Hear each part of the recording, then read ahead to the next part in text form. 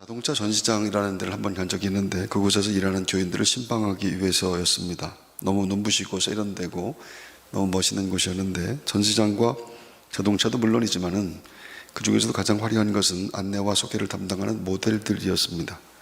여자 모델은 덜어 본 적이 있었지만 남자 모델은 그때 처음 봤습니다.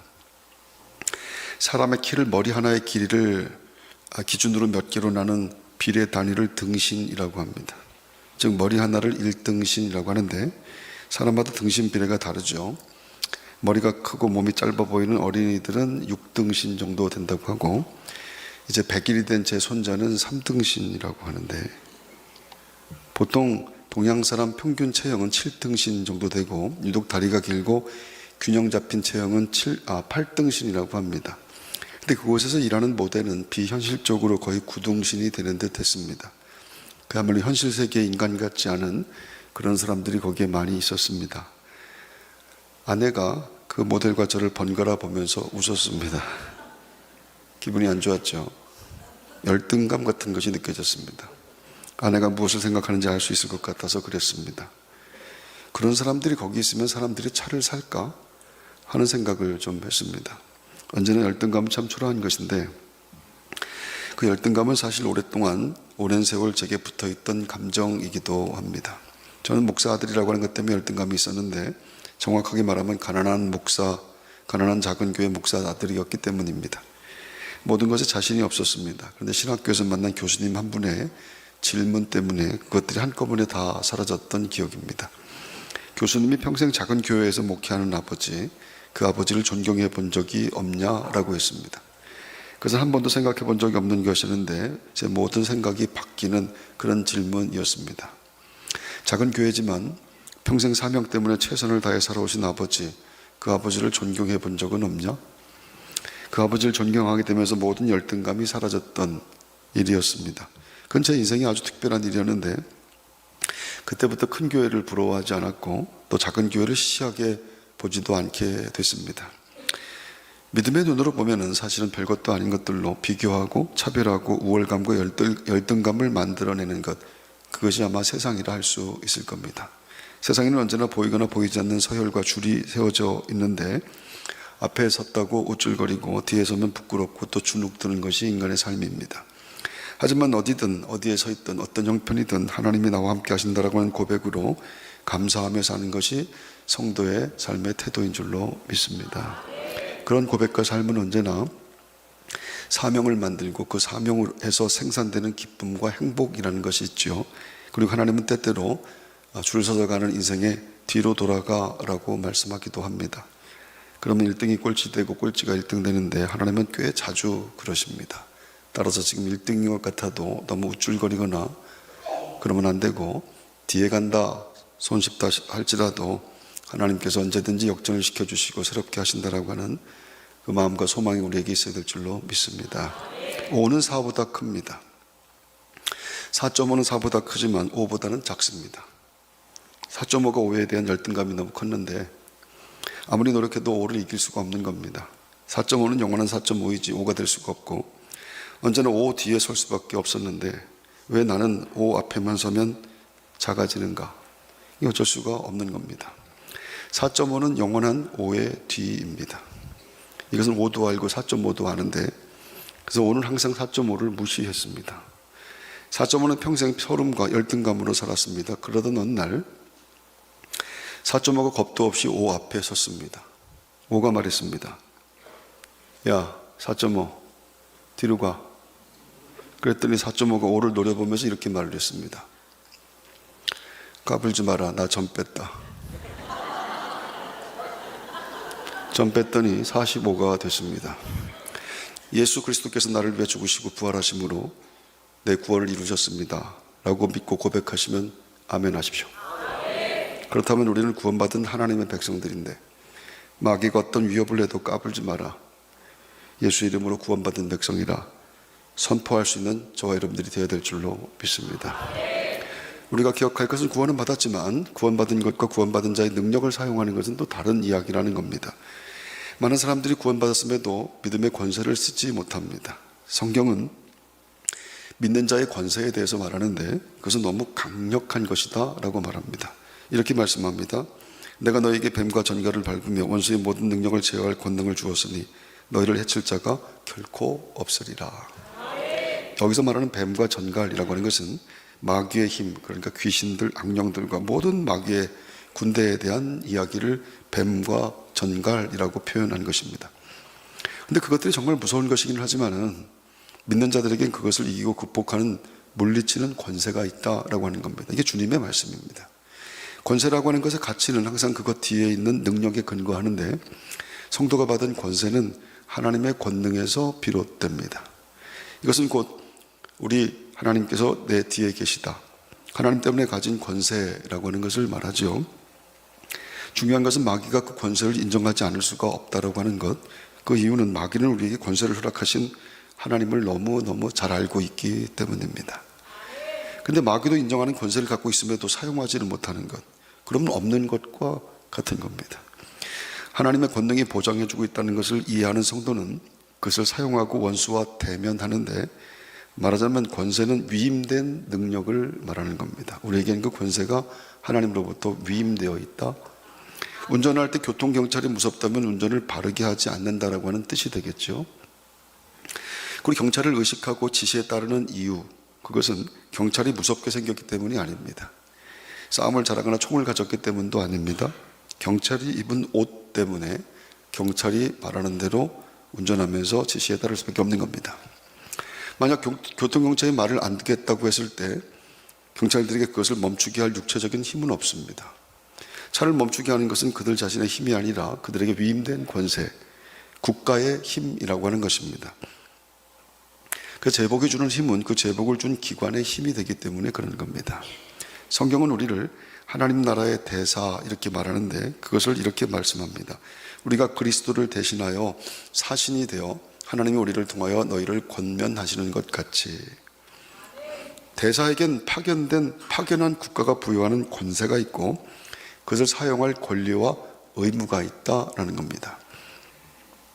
따라서 대사에게 주어진 권세를 사용하는 것과 사용하지 않는 것은 본인의 문제이기도 하지만 대사를 파견한 나라의 문제가 되기도 합니다. 그래서 바울은 고린도 교회 교인들에게 우리가 그리스도의 대사인 것을 절대로 잊으면 안 된다라고 말하는 것이죠. 우리가 그리스도를 대신하여 사신이 되어 이렇게 말하기 때문입니다.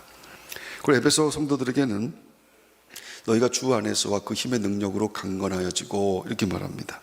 이 말씀은 믿는 자들은 손을 들어서 가까이 오지 마라, 마귀에게 가까이 오지 마라 선포할 수 있고 주의 권세를 얼마든지 물리칠 수 있다라고 하는 것을 뜻하는 겁니다. 두려워하지 말고 주저하지 말고 움츠러들지 말고 예수 그리스도의 권세를 사용해라. 믿는 자에게 주어진 권세는 큰 능력이 있는데 그것을 주신 하나님이 크시기 때문입니다. 갖고 있는 것은 중요하지만 갖고 있는 것이 무엇인지 아는 것은 갖고 있는 것보다 더 중요하다라고 하는 것, 여러분 오늘 아침 이 말씀을 잘 들으셔야 됩니다. 왜냐하면 우리는 예수 그리스도로 말미암아서 구원받은 사람들이 분명하다고 한다면 그들에게 주어진 권세가 이미 우리에게 다 있기 때문에 그런 것입니다. 믿음으로 산다는 것은 영적인 싸움 중이라고 하는 뜻이 됩니다. 마귀가 주로 쓰는 무기는 염려와 두려움과 절망과 의심 같은 것들인데 그것들을 사용할 공격이 그렇게 만만한 것들이 아닙니다. 불안은 견디기가 어렵습니다. 마음속에 불안이 한번 시작되게 되게 되면은 그냥 이기기가 참 어렵다라고 하는 것이고, 염려나 두려움 같은 것들 휩싸이기 시작하게 되면 걷잡을 수가 없는 것, 한번 생각에 집중하기 시작하게 되면 그 생각을 떨쳐버리기 어렵다라고 하는 겁니다. 하루 종일 생각하고 밤새 생각하고 며칠 동안 생각하면 그 생각에서 벗어나지 못하게 될 때 그게 정신병이 되는 겁니다. 생각이 자기 마음대로 조절되지 않는 것은 영적인 일은 내 의지로 되는 것이 아니기 때문에 그런 겁니다. 그래서 마귀를 상대하지 못하면 신앙생활을 하면서도 걱정과 염려와 두려움의 영에 사로잡혀 살 수밖에 없다라고 하는 것을 말씀합니다. 하지만 성경은 예수의 이름으로 쫓을 수 있는 권세가 성도들에게 있다, 그 말씀을 하는 것이고, 두려움이 올 때 예수의 이름으로 두려움아 물러가라 이렇게 말할 수 있어야 된다고 하는 것이에요.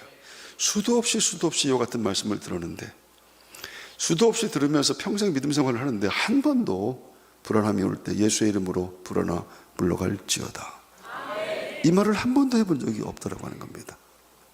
권세를 사용하지 않았다라고 하는 그런 뜻이 될 겁니다. 염려나 근심이 올 때에도 염려나 근심은 내게 속한 것이 아니니 예수의 이름으로 물러갈지어다.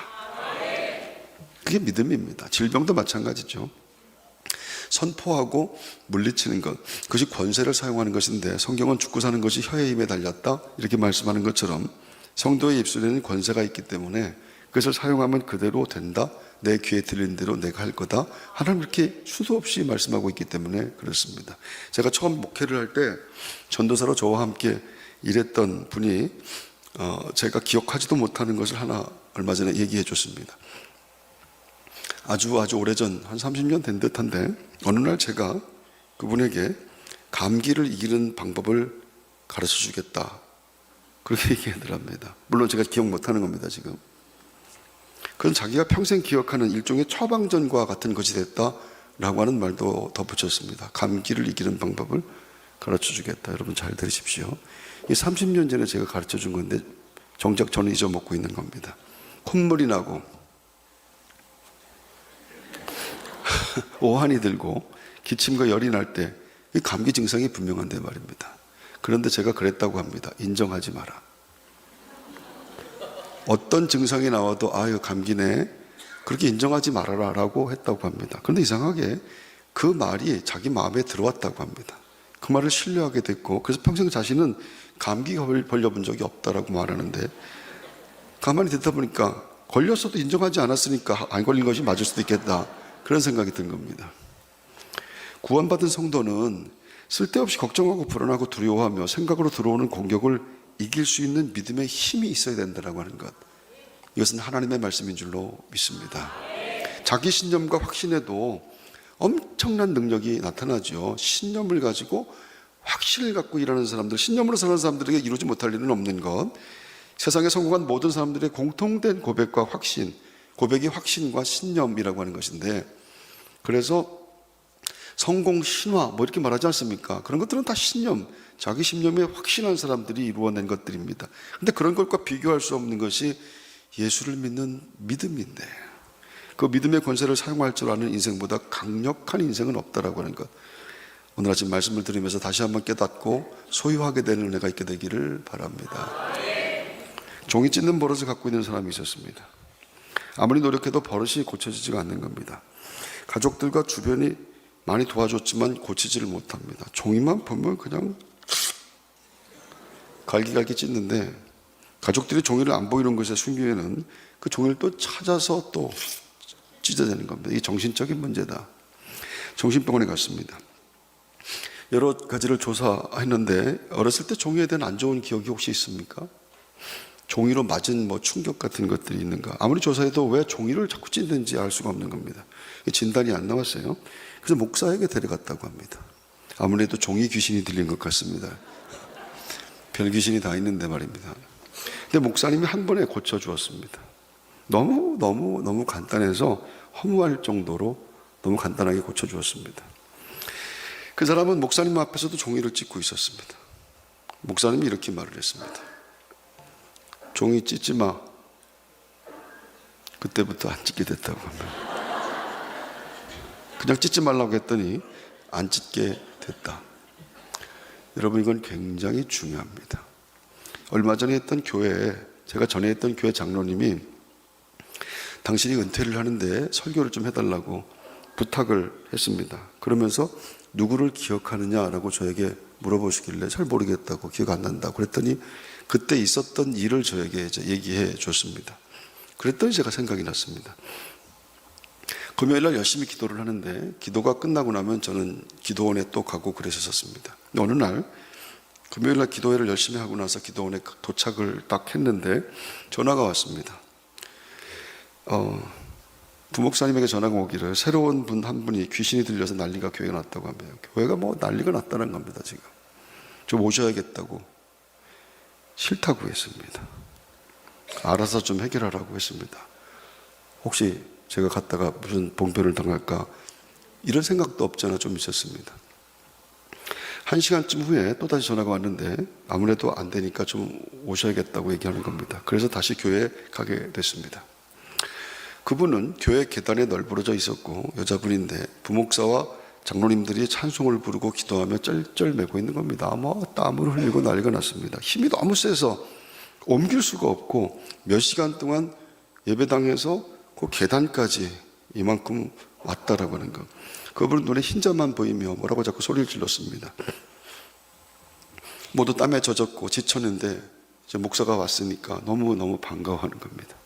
이제 모든 책임은 저에게 이제 있게 되는데, 저도 그런 경우를 처음 봤기 때문에 당황스러웠지만 다가가서 이렇게 말했습니다.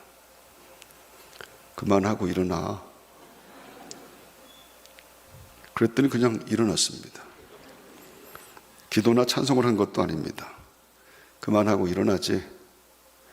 그때부터 장로님들이 저를 무서워하기 시작했습니다. 그분의 남편이 예수를 믿고 이번에 은퇴식을 하는데 그분의 남편이 장로 취임을 한다는 겁니다. 아무리 다른 교회 얘기라도 아멘 한번 하십시오. 성경은 우리 안에 계신 분이 세상보다 세다 이렇게 말씀합니다. 예수 믿는 사람들 안에 계신 그분이 세상보다 세다. 자녀들아 너희는 하나님께 속하였고 또 그들을 이기었나니 이는 너희 안에 계신 이가 세상에 있는 자보다 크심이라. 내 안에 계신 이의 이름으로 선포하는 것은 위임된 권세를 말합니다. 예수의 이름으로 마귀야 물러가라.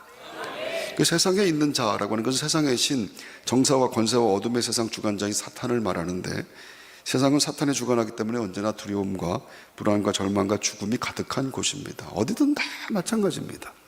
그 세상을 사는 사람들에게 그것들이 끝없이 밀려오게 되어 있다라고 하는 것이죠. 수시로 절망이 옵니다. 염려와 근심과 두려움이 수시로 생겨납니다.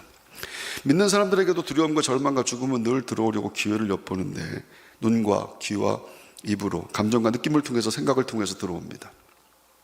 하지만 믿는 자 안에 있는 권능은 세상의 권능보다 크다라고 말씀했고, 성도를 지원하는 권능이 원수를 지원하는 권능보다 더 크다라고 말씀한 것입니다. 그래서 마귀에게 외치면 되는 겁니다. 믿는 자의 외치는 권세, 쫓아버리는 권세를 사용하라 성경이 말씀합니다. 나는 힘이 없지만 나를 구원하신 하나님의 권능이 크시기 때문에, 예수의 이름의 능력이 위대하기 때문에 주 예수 그리스도의 이름으로 할렐루야. 구원받기 위해서는 십자가 앞에 나와야 됩니다. 예수 믿는 것 외에는 다른 그 어떤 방법도 구원에 이르지 못합니다. 하지만 그것은 분명하지만 거기에 머물러 있으면 안 된다는 것이죠. 구원받은 것이 분명하다면 이제 성령 충만으로 나가야 되고 부활과 승천으로 나가야 되는 것이며, 하나님의 보좌로, 그리고 왕좌 앞으로 전진해 나가는 것, 그걸 믿음의 삶이라 이렇게 말하는 겁니다. 성경은 성도들이 십자가에서 그리스도와 함께 죽었지만 그와 함께 다시 살아난 인생들이다 이렇게 말하죠. 그리스도와 함께 하늘 권세의 장소에 앉아있는 사람들, 그게 성도들이라. 어느 때 천사 중 누구에게 내가 네 원수로 네 발등상이 되게 하기까지 너는 네 우편에 앉아있으라 하셨느냐. 천사들에게 준 것이 아니라고 하는 겁니다. 천사들에게 주지 않은 권세가 구원받은 하나님의 백성들에게 있다라고 하는 그런 뜻입니다. 천사들은 구원받은 하늘의 대사들을 섬기는 일을 맡기셨다. 구원받은 하나님의 백성들을 천사들이 섬기고 있다라고 하는 것, 이 말씀을 하는 겁니다. 천사들이 믿는 자들을 돕는다고 하는 것, 그래서 그리스도인 믿는 사람들은 시시하게 살 수가 없는 겁니다. 근심하고 두려워할 수가 없다라고 하는 것, 그것을 쫓아내는 권세가 주어졌기 때문인 줄로 믿습니다. 바울이 이렇게 말을 했어요. 한 사람이 범죄로 말미암아 사망이 그 한 사람을 통하여 왕노릇하였은즉 더욱 은혜와 의의 선물을 넘치게 받는 자들은 한 분 예수 그리스도를 통하여 생명 안에서 왕노릇하리로다. 이 세상에서 왕으로 다스리라라고 하는 그런 말씀입니다. 예수님이 가시는 곳마다 놀라운 기적들이 일어났습니다. 귀신이 물러가고 병자가 치유를 받았고, 악하고 더러운 것들이 더 이상 사람들에게 붙어 있을 수가 없게 되었습니다. 하나님의 사랑과 위로가 있었으며 말할 수 없는 소망과 용기가 시작된 것, 예수님이 가시는 곳마다 죽음이 물러가고 생명의 역사가 일어났습니다. 믿으시면 아멘 하십시오. 근데 더 놀라운 것은, 그것도 놀랍지만 더 놀라운 것은 기독교 2000년의 역사에 예수의 이름으로 살았던 모든 사람들에게도 똑같은 기적들이 일어났다는 겁니다. 예수의 이름이 선포되는 것마다 어둠과 비구의 역사들이 끊어졌고 치유와 회복과 축복과 사랑이 시작된 것을 역사는 말하고 있습니다. 우리가 지금 믿고 있는 예수님이, 성경의 그 예수님이 맞다, 분명하다 라고 하면 크게 아멘 하십시오. 그렇다면 오늘 우리들에게도 그 역사가 일어나야 된다고 하는 겁니다. 내가 진실로 너희에게 이르노니 나를 믿는 자는 내가 하는 일을 그도 할 것이요 또한 그보다 큰 일도 하리니. 할렐루야. 믿음과 믿는 자의 권세를 사용하는 것은 같은 겁니다. 그래서 먼저 믿음의 기초가 세워진 것을, 내 믿음이 어디에 기초가 세워진 것인가를 점검해야 되는데, 믿음이라고 하는 것을 징후, 감각, 느낌 이런 것에 두면 안 된다고 하는 겁니다. 즉 어떤 나타남과 표시가 있어야만 믿는 것, 그것은 성경의 근거를 둔 믿음이 아니라고 하는 것이죠. 그건 세상 사람들도 다 믿는 겁니다. 감각적으로 느껴지지 않아도, 당장 무슨 일이 일어나지 않아도 성경 말씀대로 말씀이 말씀하시니까 믿는 것, 그것이 믿음이라. 말씀이 말했으니 믿는 것, 그때 믿는 자의 권세가 나타나게 됩니다. 병든 자에게 손을 얹으니 나으리라. 그러면 나아야 되는데, 손을 떼었는데 아무런 변화가 없어요. 병든 자에게 손을 얹으니 나으리라 했는데 손을 얹고 떼는데 아무것도 변화가 없어요. 징후가 안 보이는 것 말입니다. 그때부터 안 믿는다라고 한다면 그게 어떻게 예수 믿는 믿음이라고 할 수 있겠습니까? 믿음이 징후가 나타나야만 믿는다라고 한다면은 그럼 그 징후에 내 믿음의 기초를 두고 있다라고 하는 그런 뜻입니다. 징후에 믿음을 둔 것, 나은 것 같은데 며칠 지나고 다시 증상이 나타납니다. 아, 이거 아닌가 보다. 의심마귀가 들어오기 시작합니다. 예수님이 말씀합니다. 무엇이든지 기도하고 구하는 것은 받은 줄로 믿으라. 그리하면 크게 하면 하십시오. 너희에게 그대로 되리라. 먼저 의심마귀를 쫓는 권세를 사용하고 말씀의 근거에서 치유되고 회복됨을 선포할 수 있어야 믿음이라고 하는 것이죠. 자기 눈에 보이고 귀에 들리고 손으로 잡혀지게 되고 감각으로 느껴지게 될 때 그때만 믿는다고 한다면 그게 어떻게 예수 믿는 믿음이냐? 성경에서 말하는 믿음은 그 믿음이 아닙니다. 기도하고 구하는 것은 받은 줄로 믿으라. 말씀이 말씀하셨으니까, 말씀은 하나님이시니까, 하나님은 시건치 않으시니까 말씀대로 이루어질지어다. 치유되었음을 믿고 생활하는 것, 마귀를 대적하라. 그리하면 너희를 피하리라. 성경은 마귀가 예수님으로부터 도망가는 것이 아니라 우리로부터 도망간다 이렇게 말합니다. 그래서 병자에게 손을 얹어 기도할 때에도 주님 손을 좀 같이 얹어 주십시오, 주님의 손을 같이 얹어 주십시오 이렇게 말하는데, 사실 엄밀하게 말하면 잘못된 기도입니다. 왜냐하면 내가 내 손을 얹는 것이고 내 믿음으로 내 손을 얻는 겁니다. 성경이 그렇게 말씀하기 때문에, 성경에 그들이 손을 얹은 즉 나으리라 이렇게 말씀하셨기 때문에 그렇습니다. 그들이 손을 얹었을 때 예수님이 같이 손을 얹었다 그런 말씀이 없다라고 하는 것이, 그들이 믿음으로 손을 얹었을 때 그때 나음을 얻으니라. 그래서 아픈 사람에게 믿음으로 손을 얹는 것은 내게 위임된 권세를 마귀에게 행사하는 그것을 뜻하는 겁니다. 내가 그 권세를 가지고 있다고 느끼든지 못 느끼든지 그런 것들은 관계없더라고 하는 것이에요. 그 권세는 나의 기분과 감정과도 관계가 없는 겁니다. 문제는 우리가 그와 같은 믿음을 가졌는데, 그와 같은 말씀을 듣고 그와 같은 지식이 있는데 아픈 사람에게 손을 얹지 않는다라고 하는 겁니다. 내가 손을 얹어도 나을 것 같지가 않기 때문에, 자기 기분 때문에, 자기 감정 때문에 그런 겁니다. 근데 성경이 말씀하기를 자기 기분과 감정과 관계없다라고 하는 것이요, 말씀대로 손을 얹으라고 할 때 그때 하나님의 역사가 일어난다고 약속하신 것, 저와 여러분들은 증인들이 되어야 될 줄로 믿습니다. 그 주어진 권세를 사용하는 사람이 믿음의 사람이라고 하는 것이죠. 하나님은 믿는 자들이 무기력하게 사는 것을 절대로 좋아하지 않습니다. 그래서 안 된다고 이야기하는 것 좋아하지 않습니다. 믿음 없는 말로 자신도 남의 믿음도 무너뜨리는 것 정말 싫어하시는 분입니다. 속회를 만났을 때, 선교회를 만날 때나 만나면은 안 된다라고 하는 믿음 말입니다. 안 된다고 하는 말, 그 자기도 무너지고 타인도 무너뜨리게 하는 것 말입니다. 하나님 지금도 살아계신 분이고 부르짖는 자 예수의 이름의 권세를 사용하기를 기다리십니다.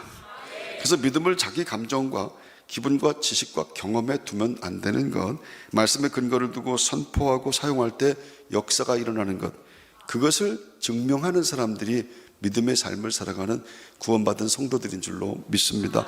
예수님의 말씀이에요. 예수님의 말씀. 믿는 자들에게는 이런 표적이 따르리니 곧 그들이 내 이름으로 귀신을 쫓아내며 새 방언을 말하며 뱀을 집어올리며 무슨 독을 마실지라도 해를 받지 아니하며 병든 사람에게 손을 얹은 즉 나으리라 하시더라. 할렐루야. 여러분, 안 된다는 믿음이 있어요. 안 된다는 믿음도 믿음입니다. 굳게 믿는 겁니다. 안 된다. 절대로 안 된다. 우리 가족은 안 되고 우리 남편은 안 되고 이 교회는 안 됩니다. 이게 믿음이에요. 이게 나는 안 된다라고 하는 거, 이게 믿음입니다. 이 믿음이 얼마나 강력한 믿음인지 모릅니다. 50년을 예수 믿어도 나는 안 된다라고 하는 굳건한 믿음을 갖고 살아서 50년 동안 안 되는 사람들도 있습니다. 안 된다는 믿음은 안 돼요. 평생 예수를 믿었는데 안 된다는 믿음 사용하면 평생 안 되는 것인데, 예수를 믿고 구원받았으면서도 안 된다는 믿음으로 사는 것이 제일 초라하고 궁핍하고 가난한 인생들입니다. 그래서 안 된다 걱정하고 의심하고 두려워하며 죽어가는데, 안 된다, 힘들다, 죽겠다, 포기하자. 하나님은 내 귀에 들린 대로 행하시겠다고 말씀합니다. 믿는 자의 권세를 사용해서 말하는 법을 훈련하고 그 권세로 승리하는 것은 성도에게 주어진 축복인 것을 여러분들은 꼭 기억하게 되기를 바랍니다. 할렐루야. 금조 수요일부터 시작하는 사순절 기도회에 그 입술의 권세가 분명해지는 은혜가 분명히 있게 될 겁니다.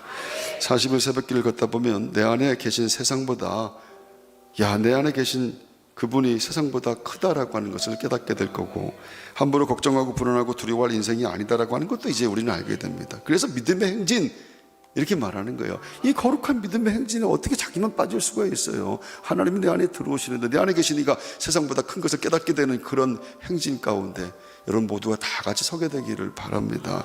이번 사순절에 서울연합 130개 교회가 함께해요. 130개 교회가 40일 동안 40번 헌금을 하면서 우리 전체가 하나님 앞에 40번 헌금하면서 40일 다시 한번 걷게 될 때 하나님 우리 교회들을 새롭게 만드시는 은혜를 베푸실 줄로 믿습니다.